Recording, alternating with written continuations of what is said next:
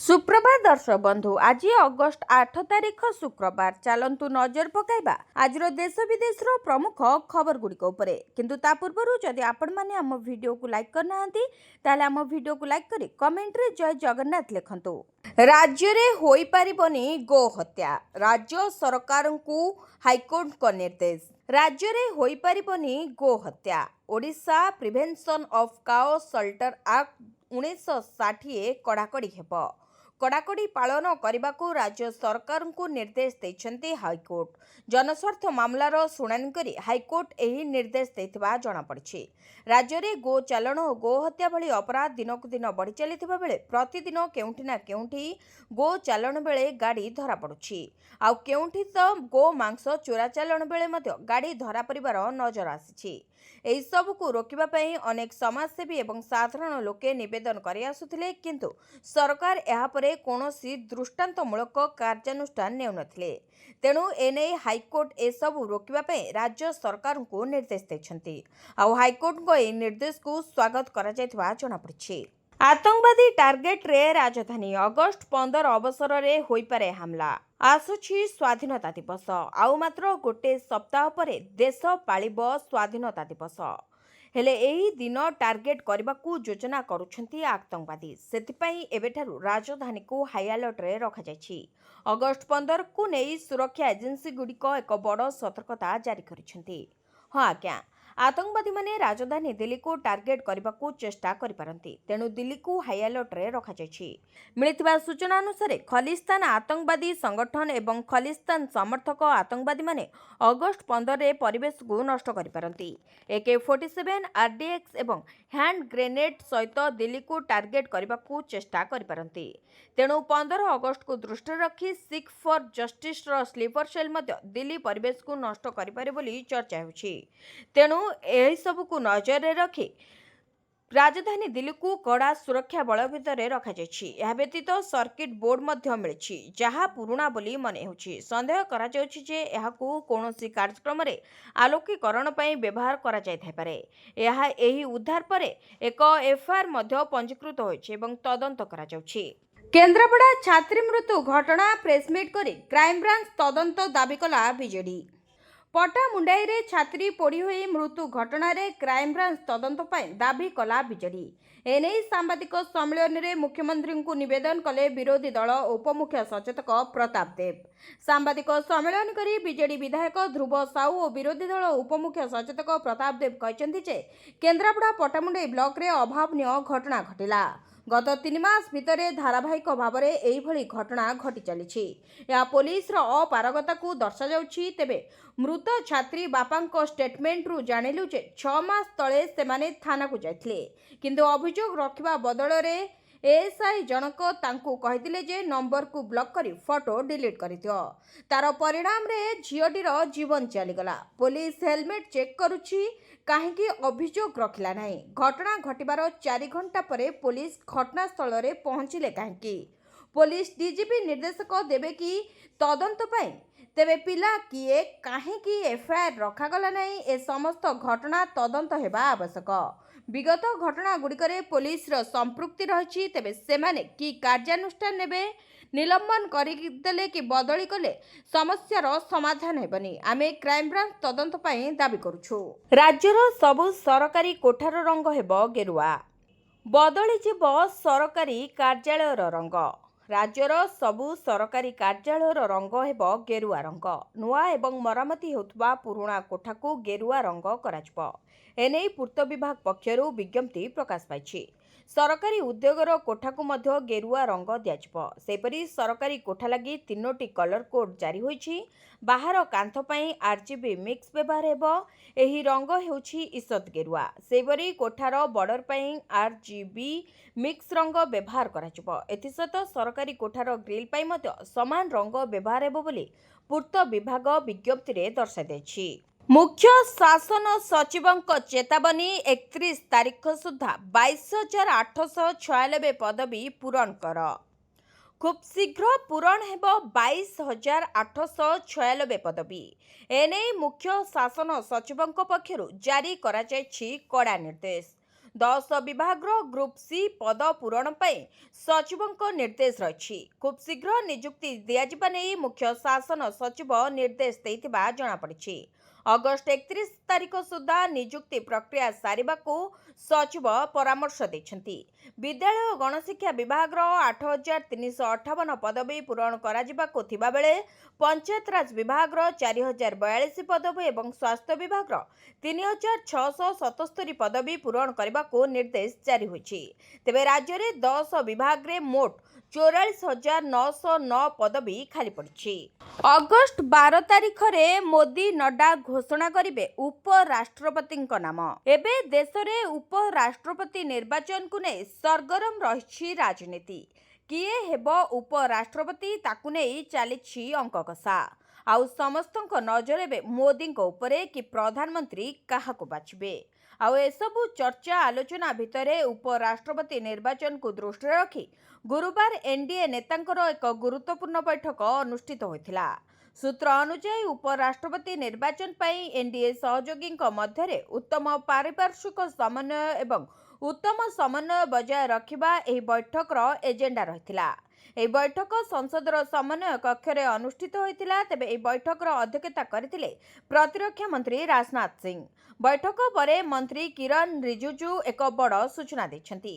ସେ କହିଛନ୍ତି ଏହି ବୈଠକରେ ଏକ ପ୍ରସ୍ତାବ ପାରିତ ହୋଇଛି ଯେ ପ୍ରଧାନମନ୍ତ୍ରୀ ନରେନ୍ଦ୍ର ମୋଦି ଏବଂ ବିଜେପି ସଭାପତି ଜେପି ନଡ୍ଡା ଉପରାଷ୍ଟ୍ରପତି ପ୍ରାର୍ଥୀ କିଏ ହେବେ ସେ ନେଇ ନିଷ୍ପତ୍ତି ନେବେ। ଉପରାଷ୍ଟ୍ରପତି ପଦ ପାଇଁ ଏନଡିଏ ପ୍ରାର୍ଥୀଙ୍କ ନାମ ଅଗଷ୍ଟ 12 ତାରିଖ ସୁଦ୍ଧା ଘୋଷଣା କରାଯାଇପାରେ ବୋଲି କୁହାଯାଉଛି। ତେବେ ଗୃହମନ୍ତ୍ରୀ ଅମିତ ଶାହ, ବିଜେପି ସଭାପତି ଜେପି ନଡ୍ଡା, ସଂସଦୀୟ ବ୍ୟାପାର ମନ୍ତ୍ରୀ କିରଣ ରିଜିଜୁ, ଆଇନ ମନ୍ତ୍ରୀ ଅର୍ଜୁନ ରାମ ମେଘୱାଲ, ଜେଡିୟୁ ନେତା ଏବଂ କେନ୍ଦ୍ର ମନ୍ତ୍ରୀ ରାଜୀବ ରଞ୍ଜନ ସିଂ ଉପସ୍ଥିତ ଥିଲେ। 7 ବର୍ଷ ପରେ କାହିଁକି ଚୀନ ଯାଉଛନ୍ତି ମୋଦି? କ'ଣ ଟ୍ରମ୍ପଙ୍କ ଉପରେ ବଢ଼ିବ କି ଚାପ? ଭାରତର ପ୍ରଧାନମନ୍ତ୍ରୀ ନରେନ୍ଦ୍ର ମୋଦି ଚଳିତ ବର୍ଷ ଶେଷ ଆଡ଼କୁ ଚୀନ ଗସ୍ତରେ ଯାଇପାରନ୍ତି ବୋଲି ଜଣାପଡ଼ିଛି। ଯଦି ଏହି ଗସ୍ତ ସତ ହୁଏ ତେବେ ଏହା ପ୍ରାୟ 7 ବର୍ଷ ପରେ ପ୍ରଧାନମନ୍ତ୍ରୀ ମୋଦିଙ୍କର ପ୍ରଥମ ଚୀନ ଗସ୍ତ ହେବ। ଏହି ଗସ୍ତ ଏପରି ଏକ ସମୟରେ ହେଉଛି ଯେତେବେଳେ ଭାରତ ଚୀନ ସମ୍ପର୍କ ସୀମା ବିବାଦକୁ ନେଇ ସଂଘର୍ଷପୂର୍ଣ୍ଣ ରହିଛି ଏବଂ ବିଶ୍ୱ ରାଜନୀତିରେ ମଧ୍ୟ ଅନେକ ପରିବର୍ତ୍ତନ ଦେଖାଦେଉଛି। ଏହି ଗସ୍ତର କାରଣ ଏବଂ ଏହାର ସମ୍ଭାବ୍ୟ ପରିମାଣକୁ ନେଇ ଏବେ ଚାରିଆଡ଼େ ଚର୍ଚ୍ଚା ଆରମ୍ଭ ହୋଇଛି। ତେବେ ପ୍ରଧାନମନ୍ତ୍ରୀ ମୋଦିଙ୍କ ଏହି ସମ୍ଭାବ୍ୟ ଚୀନ ଗସ୍ତ ପଛରେ ମୁଖ୍ୟତଃ 2ଟି କାରଣ ରହିଛି। ପ୍ରଥମତଃ ସିଙ୍ଘାଇ ସହଯୋଗ ସଂଗଠନର ଶିଖର ସମ୍ମିଳନୀ ଯାହା ଚଳିତ ବର୍ଷ ଶେଷ ବେଳକୁ ଚୀନରେ ଅନୁଷ୍ଠିତ ହେବ। ଭାରତ ଏହି ସଂଗଠନର ଏକ ଗୁରୁତ୍ୱପୂର୍ଣ୍ଣ ସଦସ୍ୟ ହୋଇଥିବାରୁ ଏହି ସମ୍ମିଳନୀରେ ପ୍ରଧାନମନ୍ତ୍ରୀଙ୍କ ଯୋଗଦାନ ଏକ ସ୍ୱାଭାବିକ କଥା। ସେପରି ଦ୍ୱିତୀୟ କାରଣ ଏବଂ ସବୁଠାରୁ ଗୁରୁତ୍ୱପୂର୍ଣ୍ଣ କାରଣ ହେଉଛି ଦୁଇ ଦେଶ ମଧ୍ୟରେ ଲାଗି ରହିଥିବା ସୀମା ବିବାଦର ସମାଧାନ। ତେବେ ଏନେଇ ଏକ ଉଚ୍ଚସ୍ତରୀୟ ଆଲୋଚନାର ଆବଶ୍ୟକତା ରହିଛି। ଗଲୱାନ ଘାଟିରେ ହୋଇଥିବା ରକ୍ତାକ୍ତ ସଂଘର୍ଷ ପରଠାରୁ ଦୁଇ ଦେଶ ମଧ୍ୟରେ ସମ୍ପର୍କ ଅତ୍ୟନ୍ତ ଖରାପ ସ୍ଥିତିରେ ରହିଛି। ଏହି ବିବାଦ ସମାଧାନ ପାଇଁ ସେନା ଓ କୂଟନୈତିକ ସ୍ତରରେ ଅନେକ ଥର ଆଲୋଚନା ହୋଇଥିଲେ ମଧ୍ୟ କୌଣସି ସ୍ଥାୟୀ ସମାଧାନ ବାହାରି ପାରିନି। ତେଣୁ ଦୁଇ ଦେଶର ଶୀର୍ଷ ନେତୃତ୍ୱଙ୍କ ମଧ୍ୟରେ ସିଧାସଳଖ ଆଲୋଚନା ଏହି ବରଫକୁ ତରଳାଇବାରେ ସହାୟକ ହୋଇପାରେ ବୋଲି ଆଶା କରାଯାଉଛି। ସେହିପରି ପ୍ରଧାନମନ୍ତ୍ରୀ ମୋଦି ଚୀନ ଗସ୍ତ କରି ଡୋନାଲ୍ଡ ଟ୍ରମ୍ପଙ୍କ ସମ୍ଭାବ୍ୟ ପୁନଃ ନିର୍ବାଚନ ମଧ୍ୟରେ ଏକ ଅନ୍ତର୍ନିହିତ ସମ୍ପର୍କ ରହିଛି। ଟ୍ରମ୍ପ ତାଙ୍କ ପୂର୍ବ କାର୍ଯ୍ୟକାଳରେ ଚୀନ ବିରୋଧରେ ଏକ କଠୋର ନୀତି ଆପଣାଇଥିଲେ ଏବଂ ଭାରତକୁ ଏକ ରଣନୈତିକ ସହଯୋଗୀ ଭାବେ ଦେଖୁଥିଲେ। ଯଦି ମୋଦିଙ୍କ ଚୀନ ଗସ୍ତ ସଫଳ ହୁଏ ଏବଂ ଭାରତ ଚୀନ ସମ୍ପର୍କରେ ଉନ୍ନତି ଆସେ ତେବେ ଏହା ଆମେରିକା ପାଇଁ ଏକ ଭିନ୍ନ ପରିସ୍ଥିତି ସୃଷ୍ଟି କରିପାରେ। ଜନଧନ ଆକାଉଣ୍ଟଧାରୀଙ୍କ ପାଇଁ ବଡ଼ ଖବର। ଆରବିଆଇ କହିଲା ଏହି ତାରିଖ ସୁଦ୍ଧା କରନ୍ତୁ ଇକେୱାଇସି ଅପଡେଟ୍। ଯଦି ଆପଣଙ୍କର ଜନଧନ ଆକାଉଣ୍ଟ ଅଛି ତେବେ ଏହି ଖବର ଆପଣଙ୍କ ପାଇଁ ବେଶ୍ ଗୁରୁତ୍ୱପୂର୍ଣ୍ଣ। ଭାରତୀୟ reserve bank governor Sanjay Malhotra ବର୍ତ୍ତମାନ ଘୋଷଣା କରିଛନ୍ତି ଯେ ଜନଧନ ଆକାଉଣ୍ଟଗୁଡ଼ିକୁ ଅପଡେଟ୍ କରିବା ପାଇଁ ସେପ୍ଟେମ୍ବର 30 ପର୍ଯ୍ୟନ୍ତ ପଞ୍ଚାୟତ ସ୍ତରରେ ସ୍ୱତନ୍ତ୍ର ଶିବିର ଆୟୋଜନ କରାଯିବ। ଏହି ଶିବିରଗୁଡ଼ିକରେ ଆକାଉଣ୍ଟଧାରୀମାନେ ସେମାନଙ୍କର ପୁନଃ ଇକେୱାଇସି କରାଇପାରିବେ, ଯାହାଦ୍ୱାରା ସରକାରୀ ଯୋଜନାର ଲାଭ ନେବାରେ କୌଣସି ଅସୁବିଧା ସୃଷ୍ଟି ହେବ ନାହିଁ। ଏଥିସହିତ ଆରବିଆଇ ବ୍ୟାଙ୍କ ଲକର ଏବଂ ଆକାଉଣ୍ଟ ସହିତ ଜଡ଼ିତ ଗୁରୁତ୍ୱପୂର୍ଣ୍ଣ ଘୋଷଣା କରିଛନ୍ତି। ତେବେ ରି-ଇକେୱାଇସି ହେଉଛି ଏକ ସରଳ ପ୍ରକ୍ରିୟା। ଏଥିରେ ଆପଣ ଆପଣଙ୍କର ବ୍ୟାଙ୍କ ଆକାଉଣ୍ଟରେ ଆପଣଙ୍କର ବ୍ୟକ୍ତିଗତ ଏବଂ ଠିକଣା ସୂଚନା ଅପଡେଟ୍ କରନ୍ତି। ଏହା ନିଶ୍ଚିତ କରିବା ପାଇଁ ଗୁରୁତ୍ୱପୂର୍ଣ୍ଣ ଯେ ବ୍ୟାଙ୍କ ପାଖରେ ଆପଣଙ୍କର ସର୍ବଶେଷ ଏବଂ ସଠିକ୍ ସୂଚନା ରହିଛି। ତେବେ ପ୍ରଧାନମନ୍ତ୍ରୀ ଜନଧନ ଯୋଜନା ହେଉଛି ଦେଶର ପ୍ରତ୍ୟେକ ନାଗରିକଙ୍କୁ ସୁଲଭ ଏବଂ ସୁଲଭ ବ୍ୟାଙ୍କିଂ ସୁବିଧା ପ୍ରଦାନ କରିବା ପାଇଁ ଲକ୍ଷ୍ୟ ରଖୁଥିବା ଏକ ଜାତୀୟ ଯୋଜନା। ଏହାର ଲକ୍ଷ୍ୟ ହେଉଛି ଗରିବ ଏବଂ ବ୍ୟାଙ୍କିଂ ସେବାରୁ ବଞ୍ଚିତ ଲୋକଙ୍କୁ ସଞ୍ଚୟ ଖାତା, ଟଙ୍କା ସ୍ଥାନାନ୍ତରଣ ସୁବିଧା, ଋଣ, ବୀମା ଏବଂ ପେନ୍ସନ୍ ଭଳି ସେବା ପ୍ରଦାନ କରିବା। ଏହି ଯୋଜନା ଅଧୀନରେ ଯେଉଁ ବ୍ୟକ୍ତିଙ୍କର ପୂର୍ବରୁ ବ୍ୟାଙ୍କ ଆକାଉଣ୍ଟ ନାହିଁ, ସେ ଯେକୌଣସି ବ୍ୟାଙ୍କ ଶାଖା କିମ୍ବା ବ୍ୟାଙ୍କ ଆକାଉଣ୍ଟରେ ମାଗଣାରେ ସଞ୍ଚୟ ଖାତା ଖୋଲିପାରିବେ। ତେବେ ଆର୍ବିଆଇ ଗଭର୍ଣ୍ଣର ସଞ୍ଜୟ ମଲ୍ହୋତ୍ରା ବୁଧବାର ଅଗଷ୍ଟ 6 ତାରିଖରେ ରେପୋ ହାରକୁ 5.5% ଅକ୍ଷୁଣ୍ଣ ରଖିବାକୁ ଘୋଷଣା କରିଛନ୍ତି। ଏହା ସହିତ ସେ ମୁଦ୍ରାନୀତି ଦୃଷ୍ଟିକୋଣରୁ ନିରପେକ୍ଷ ରହିବାକୁ କହିଛନ୍ତି। ଏହା ବ୍ୟତୀତ ଏସ୍ଟିଏଫ୍ ହାରକୁ 5.25% ଏବଂ ଏମ୍ଏସ୍ଏଫ୍ ହାରକୁ 5.75ରେ ଅପରିବର୍ତ୍ତିତ ରଖାଯାଇଛି। ଆଜି ଡିଜି ଅଫିସ ଘେରାଉ କରିବ କଂଗ୍ରେସ। ନାରୀ ନିର୍ଯାତନା ପ୍ରସଙ୍ଗରେ କଂଗ୍ରେସ ସାମ୍ବାଦିକ ସମ୍ମିଳନୀ କରି ମିଡିଆ ସେଲ୍ ଅଧ୍ୟକ୍ଷ ଓ ମୁଖପାତ୍ର ନିଶିକାନ୍ତ ମିଶ୍ର ପ୍ରତିକ୍ରିୟା ରଖିଛନ୍ତି। ସେ କହିଛନ୍ତି, ରାଜ୍ୟରେ ନାରୀ ନିର୍ଯାତନା ଦିନକୁ ଦିନ ବଢ଼ି ବଢ଼ି ଚାଲିଛି। ସପ୍ତାହ ବ୍ୟାପୀ 3ଟି ବଡ଼ ପ୍ରତିବାଦ କରିବ କଂଗ୍ରେସ। ତେବେ ଆଜି ଆର୍ଡିସି ଅଫିସ ଘେରାଉ କରିବ କଂଗ୍ରେସ। ସେହିପରି 10 ତାରିଖରେ ବଳଙ୍ଗା ଘଟଣାସ୍ଥଳକୁ କଂଗ୍ରେସ ପଦଯାତ୍ରା କରିବ।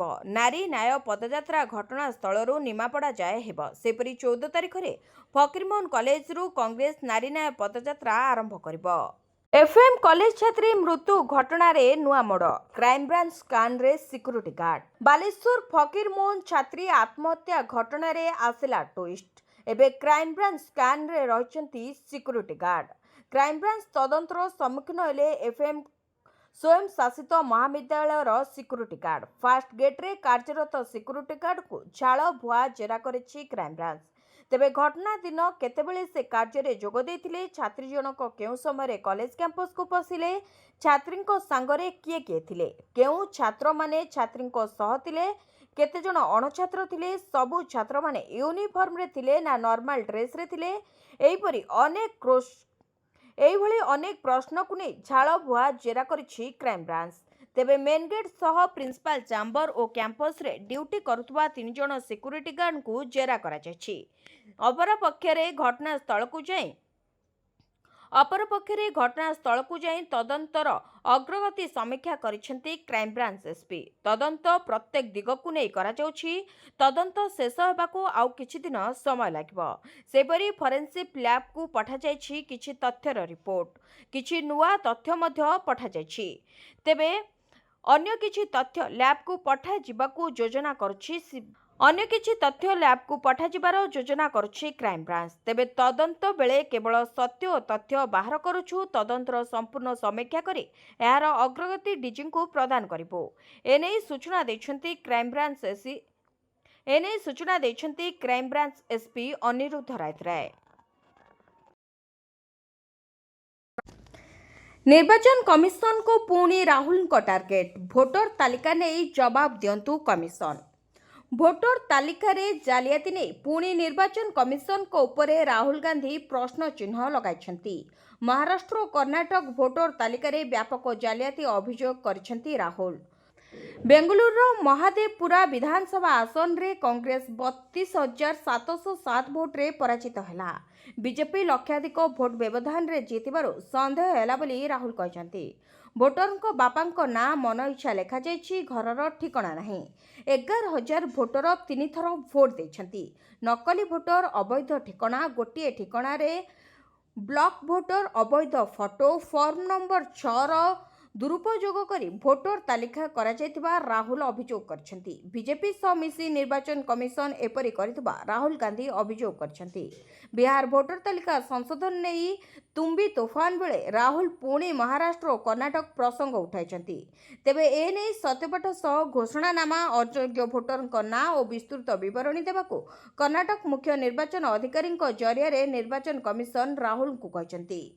ICC player of the month award ପାଇଁ ଗିଲ୍ ମନୋନୀତ। ଇଂଲଣ୍ଡ ବିପକ୍ଷ ଟେଷ୍ଟ ଲଢ଼େଇରେ ଗିଲ୍ କରିଥିଲେ କମାଲ। ଚମକିଲେ ଗିଲ୍। ଭାରତୀୟ ଟେଷ୍ଟ ଦଳର ଅଧିନାୟକ ଶୁଭମନ ଗିଲଙ୍କୁ ଜୁଲାଇ ମାସ ପାଇଁ ଅନ୍ତର୍ଜାତୀୟ କ୍ରିକେଟ ପରିଷଦ ମାସର ଶ୍ରେଷ୍ଠ ଖେଳାଳି ପୁରସ୍କାର ପାଇଁ ମନୋନୀତ କରିଛି।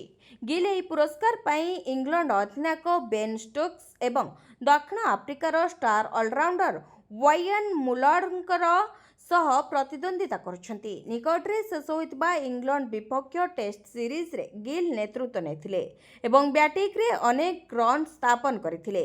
ଗିଲ୍ ସିରିଜରେ 75.40 ହାରରେ 754 ରନ୍ କରିଥିଲେ ଏବଂ 4ଟି ଶତକ ହାସଲ କରିଛନ୍ତି। ଆଉ ଧାଡ଼ିରେ ଛିଡ଼ା ହେବେନି। ଅନଲାଇନରେ ଶିଶୁ ଭବନ ଓପିଡି ଟିକେଟ୍। ବାପା ମାଙ୍କ ପାଇଁ ଆସିଲା ଖୁସି ଖବର। ଶିଶୁ ଭବନ ଓପିଡିରେ ଡାକ୍ତରଙ୍କୁ ଦେଖା କରିବାକୁ ଏଣିକି ଆଉ ଘଣ୍ଟା ଘଣ୍ଟା ଧାଡ଼ିରେ ଛିଡ଼ା ହୋଇ ଟିକେଟ୍ କାଟିବାକୁ ପଡ଼ିବ ନାହିଁ। ଘରେ ବସି 16 ଦିନ ପୂର୍ବରୁ ଟିକେଟ୍ ବୁକିଂ କରିପାରିବେ। ତେବେ ବିଧିବଦ୍ଧ ଭାବରେ ଆରମ୍ଭ ହୋଇଛି ଏହି ଅନଲାଇନ୍ ବ୍ୟବସ୍ଥା। ଗଲା 2 ଦିନ ମଧ୍ୟରେ 10ଟି ଲେଖାଏଁ କରି 20 ଜଣ ରୋଗୀ ଡାକ୍ତରଙ୍କୁ ଦେଖିବାକୁ ଆଗୁଆ ଟିକେଟ୍ ବୁକିଂ କରିସାରିଲେଣି। ସୂଚନା ଅନୁଯାୟୀ ଶିଶୁ ଭବନର ନୂଆ କୋଠାରେ ଥିବା ଓପିଡି କାଉଣ୍ଟରରେ ଦୈନିକ 700ରୁ 800 ରୋଗୀ ଟିକେଟ୍ କାଟିଥାନ୍ତି। ଏହାଦ୍ୱାରା ଶିଶୁ ଭବନରେ ଦୈନିକ ପ୍ରବଳ ମାତ୍ରାରେ ଗହଳି ହେଉଛି। ଏହି ଗହଳି ଏଡ଼ାଇବା ପାଇଁ ଏଣିକି ଅନଲାଇନ୍ ମାଧ୍ୟମରେ ଏହି ବ୍ୟବସ୍ଥା କାର୍ଯ୍ୟକାରୀ ହୋଇଛି। ରାଜ୍ୟ ସରକାରଙ୍କର ୱେବସାଇଟ୍ରେ ଟିକେଟ୍ ବୁକିଂ ପ୍ରକ୍ରିୟା ଆରମ୍ଭ ହୋଇଛି। ସପ୍ତାହରେ ଥରେ ହ୍ୟାଣ୍ଡଲୁମ୍ ପରିଧାନ କରନ୍ତୁ। ରାଜ୍ୟବାସୀଙ୍କୁ ମୁଖ୍ୟମନ୍ତ୍ରୀଙ୍କ ଅନୁରୋଧ। ଜାତୀୟ ହସ୍ତତନ୍ତ ଦିବସ 2025 ଉପଲକ୍ଷେ ରାଜ୍ୟ ସରକାର ଓଡ଼ିଶାରେ ଏକ ସ୍ୱତନ୍ତ୍ର କାର୍ଯ୍ୟକ୍ରମ ଏକତା ଭୁବନେଶ୍ୱର ଜନତା ମଇଦାନରେ ଆୟୋଜନ କରିଥିଲେ। ଏହି ଅବସରରେ ରାଜ୍ୟପାଳ ହରିବାବୁ କମ୍ବମବତୀ ଏବଂ ମୁଖ୍ୟମନ୍ତ୍ରୀ ମୋହନ ଚରଣ ମାଝୀ ଯୋଗ ଦେଇଥିଲେ। ସେହିପରି ବଲିଉଡ୍ କଳାକାର ମାଧୁରୀ ଦୀକ୍ଷିତ ସ୍ୱତନ୍ତ୍ର ଅତିଥି ଭାବରେ ଯୋଗ ଦେଇଥିଲେ। ଏହି ଅବସରରେ ମୁଖ୍ୟମନ୍ତ୍ରୀ ମୋହନ ଚରଣ ମାଝୀ କହିଥିଲେ ଯେ ଓଡ଼ିଶା ଅସ୍ମିତାକୁ ସଙ୍କଟରୁ ଉଦ୍ଧାର କରି ତାକୁ ପୁନର୍ଜୀବିତ କରିବା ଆମ ଦାୟିତ୍ୱ। ଆଜିର ଦିବସ ଗର୍ବ ଓ ସ୍ମରଣର ଦିନ। ହସ୍ତତନ୍ତ୍ର କ୍ଷେତ୍ର କେବଳ ଆମର ଆର୍ଥିକ ମେରୁଦଣ୍ଡ ନୁହେଁ, ବରଂ ଆମର ଗର୍ବ ଓ ଗାରିମାର ପର୍ବ। ସମସ୍ତ ବୁଣାକାରମାନଙ୍କର ଉଦ୍ଦେଶ୍ୟରେ 2015ରୁ ପ୍ରଧାନମନ୍ତ୍ରୀ ଜାତୀୟ ହସ୍ତତନ୍ତ ଦିବସ ଆରମ୍ଭ କରିଥିଲେ। 2015ରୁ 2025 ମଧ୍ୟରେ ସମଗ୍ର ଦେଶରେ 1,50,00,000 କୋଟି ଖଦି ଏବଂ ହସ୍ତତନ୍ତ ସାମଗ୍ରୀ ବିକ୍ରି ହୋଇଛି। ବିକ୍ରିରେ 315% ବୃଦ୍ଧି ପାଇଥିବା ବେଳେ ଉତ୍ପାଦନରେ 400% ବୃଦ୍ଧି ହୋଇଛି। ସେହିଭଳି ନିଯୁକ୍ତି କ୍ଷେତ୍ରରେ ସମଗ୍ର ଦେଶରେ କେବଳ ଖଦି ଏବଂ ହସ୍ତତନ୍ତ କ୍ଷେତ୍ରରେ 81% ବୃଦ୍ଧି ପାଇଛି। ରାତି ପାହିଲେ ମହିଳାଙ୍କ ଖାତାକୁ ଆସିବ 15,000 ଟଙ୍କା। ସୁଭଦ୍ରାର ତୃତୀୟ ପର୍ଯ୍ୟାୟ ଟଙ୍କା ଆଉ ଦିନକ ପରେ ଅର୍ଥାତ୍ ଅଗଷ୍ଟ 9 ତାରିଖରେ ମିଳିବ। ରାକ୍ଷୀ ପୂର୍ଣ୍ଣିମାରେ ଏହି ଟଙ୍କା ମିଳିବ ବୋଲି ପୂର୍ବରୁ ଘୋଷଣା କରିସାରିଥିଲେ ଉପମୁଖ୍ୟମନ୍ତ୍ରୀ ପ୍ରଭାତୀ ପରିଡ଼ା। ତେବେ ଏହି ଟଙ୍କା ଯୋଗ୍ୟ ହିତାଧିକାରୀଙ୍କୁ ମିଳିବାକୁ ଥିବା ବେଳେ ପର୍ଯ୍ୟାୟ କ୍ରମରେ ଏହି ଟଙ୍କା ଦିଆଯିବ। ତେବେ ଏକାଥରେ ମହିଳାଙ୍କ ଖାତାକୁ ଆସିବ 15,000 ଟଙ୍କା। ଯେଉଁମାନେ ପୂର୍ବରୁ ସୁଭଦ୍ରାର ପ୍ରଥମ ଏବଂ ଦ୍ୱିତୀୟ କିସ୍ତି ପାଇଛନ୍ତି ସେମାନେ 5,000 ଟଙ୍କା ଏବଂ ଯେଉଁମାନେ ପୂର୍ବରୁ କୌଣସି କିସ୍ତି ପାଇନାହାନ୍ତି ସେମାନଙ୍କୁ ଏକାଥରେ 15,000 ଟଙ୍କା ଦିଆଯିବ। ସେହିପରି ଏହି ଟଙ୍କା ବଣ୍ଟନ ସରିବା ପରେ ଅର୍ଥାତ୍ ଅଗଷ୍ଟ 9 ତାରିଖ ପରେ ପୁଣି ସୁଭଦ୍ରା ପୋର୍ଟାଲ ଖୋଲିବ। ଏଥିରେ ନୂଆ ଆବେଦନକାରୀ ଆବେଦନ କରିପାରିବେ। ତେବେ 22 ବର୍ଷରୁ ଅଧିକ ହୋଇଥିବା କିମ୍ବା 22 ବର୍ଷ ହୋଇଥିବା ପିଲାମାନେ ଯେଉଁମାନେ ସୁଭଦ୍ରା ଯୋଜନାରେ ଆବେଦନ କରିନାହାନ୍ତି ସେମାନେ ପୁଣି ଥରେ ଆବେଦନ କରିପାରିବେ ବୋଲି ଜଣାପଡ଼ିଛି। ତେବେ ସୁଭଦ୍ରା ଟଙ୍କା ଆସିବାକୁ ଥିବା ବେଳେ ଉତ୍ସାହିତ ଅଛନ୍ତି ହିତାଧିକାରୀ। ନୂଆଖାଇରେ ଆସିପାରେ ଚାଷୀଙ୍କ ଖାତାକୁ ଟଙ୍କା। ପିଏମ୍ କିଷାନ ଟଙ୍କା ଅଗଷ୍ଟ 2 ତାରିଖରେ ଚାଷୀଙ୍କ ଖାତାକୁ ଆସିସାରିଥିବା ବେଳେ ଏବେ ସିଏମ୍ କିଷାନ ଟଙ୍କାକୁ ରହିଛି ଅପେକ୍ଷା। ପିଏମ୍ କିଷାନ ଟଙ୍କାରେ ପ୍ରଧାନମନ୍ତ୍ରୀ ଚାଷୀଙ୍କ ଖାତାକୁ 2,000 ଟଙ୍କା ପ୍ରଦାନ କରିଛନ୍ତି। ସେହିଭଳି ସିଏମ୍ କିଷାନ ଟଙ୍କା ଚଳିତ ମାସ 27 ତାରିଖରେ ଆସିବ ବୋଲି ଚର୍ଚ୍ଚା ହେଉଛି। ତେବେ ପ୍ରତିବର୍ଷ ନୂଆଖାଇରେ ସରକାର ଚାଷୀଙ୍କ ଖାତାକୁ ଟଙ୍କା ପଠାଇଥାନ୍ତି। ତେବେ ଚଳିତ ବର୍ଷ ନୂଆଖାଇ ଅଗଷ୍ଟ 27 ତାରିଖରେ ପଡ଼ୁଥିବାରୁ ଏହି ଦିନ ଚାଷୀଙ୍କ ଖାତାକୁ ଟଙ୍କା ଆସିପାରେ ବୋଲି ଚର୍ଚ୍ଚା ଜୋର ଧରିଛି। କିନ୍ତୁ ଏନେଇ ସରକାରଙ୍କ ପକ୍ଷରୁ କୌଣସି ଭାବରେ ବିଧିବଦ୍ଧ ବିଜ୍ଞପ୍ତି ପ୍ରକାଶ ପାଇନି। ଏହି ଟଙ୍କା ଆସିଲେ ଚାଷୀଙ୍କୁ ବେଶ୍ ଉପକୃତ ହେବ ବୋଲି ଚର୍ଚ୍ଚା ହେଉଛି।